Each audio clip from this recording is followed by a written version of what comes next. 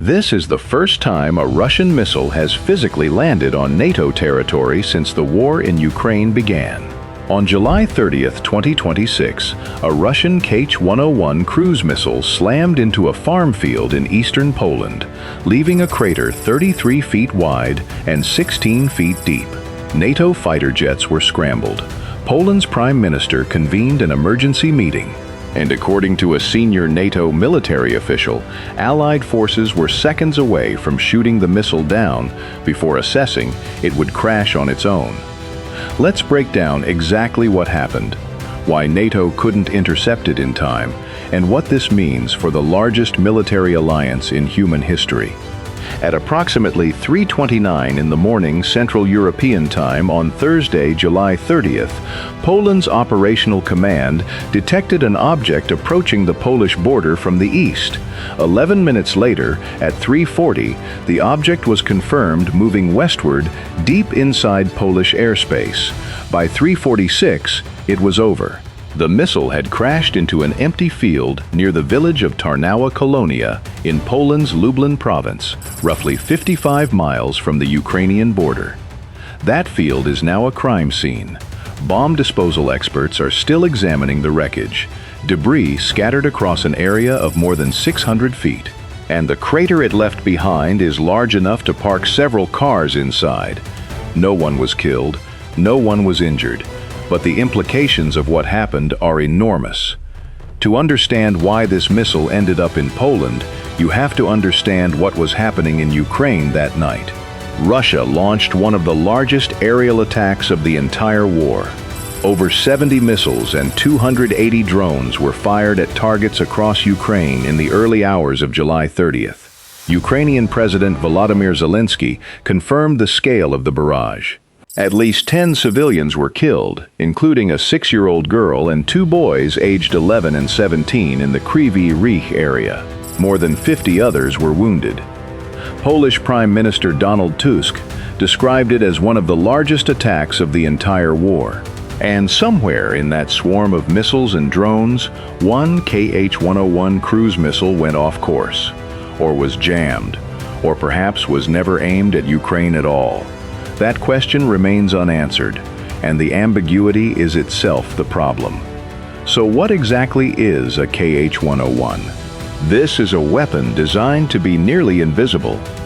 Developed by the Raduga Design Bureau, the Kh-101 is a conventionally armed cruise missile stretching nearly 25 feet long with a launch weight of over 5,000 pounds. It carries an 880-pound warhead. It cruises at roughly 440 miles per hour, powered by a turbofan engine, and it has a maximum range of over 3,400 miles, meaning it can be launched from deep inside Russian territory. But its most dangerous characteristic is how it flies. The Kh-101 is engineered to hug the ground at altitudes between 98 and 230 feet, essentially treetop height. It uses radar-absorbing materials and onboard electronic countermeasures to slip beneath radar coverage. Its guidance system allows it to weave between obstacles and air defenses in real time, following terrain contours until impact. At night, against a dark landscape, this missile is extraordinarily difficult to see, let alone intercept. And that brings us to the most alarming part of this entire incident. Poland detected the missile. They tracked it.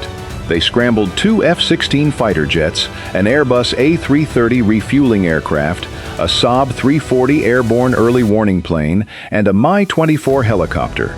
They knew a hostile object was flying through their airspace, and they still couldn't fire.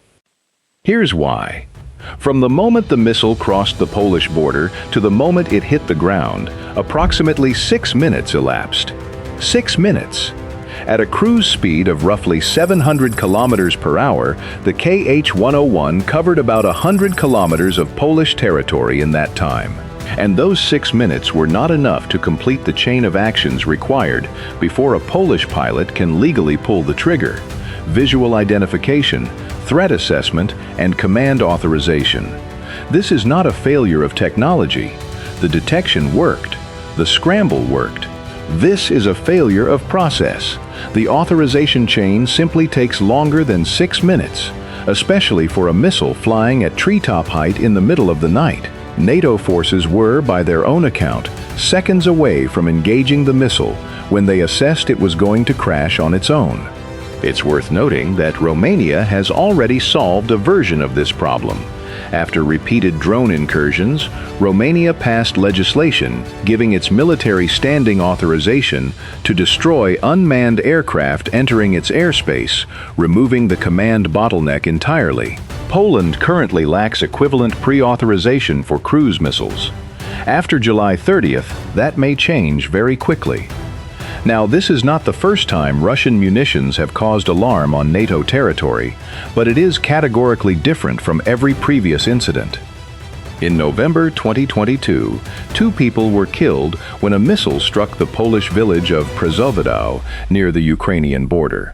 The world held its breath, but investigators later concluded the projectile was most likely a Ukrainian air defense missile fired in response to a Russian attack, not a Russian weapon.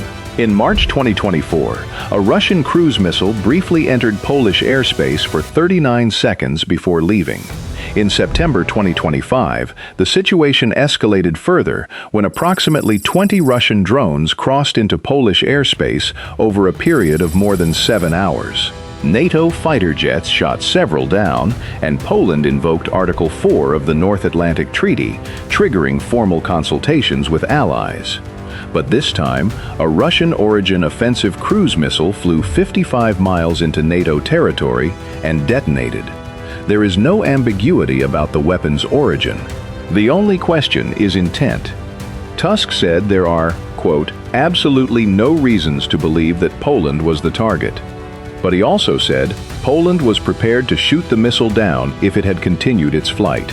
He visited the crash site personally with his defense and interior ministers. He convened emergency talks.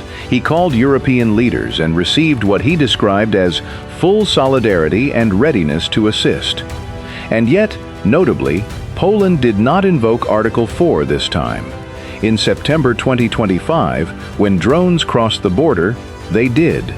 Now, with an actual missile detonation on their soil, they didn't.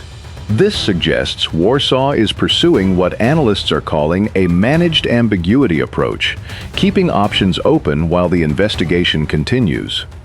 NATO Secretary General Mark Rutte called it, quote, yet another reckless act by Russia and a dangerous consequence of its war against Ukraine. But he also issued a warning that carried unmistakable weight, quote, if anyone were to miscalculate and think they can get away with an attack on Poland or on any other ally, they will be met with the full force of this fierce alliance. Our reaction will be devastating. The Kremlin, for its part, has not officially responded to the July 30th incident. In the past, Moscow has called reports of airspace violations irresponsible and unfounded.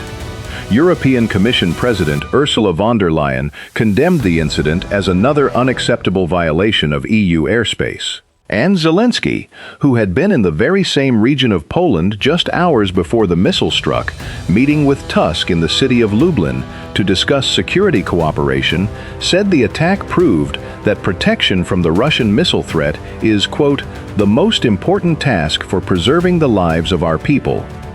That meeting in Lublin happened on Wednesday. The missile hit on Thursday morning.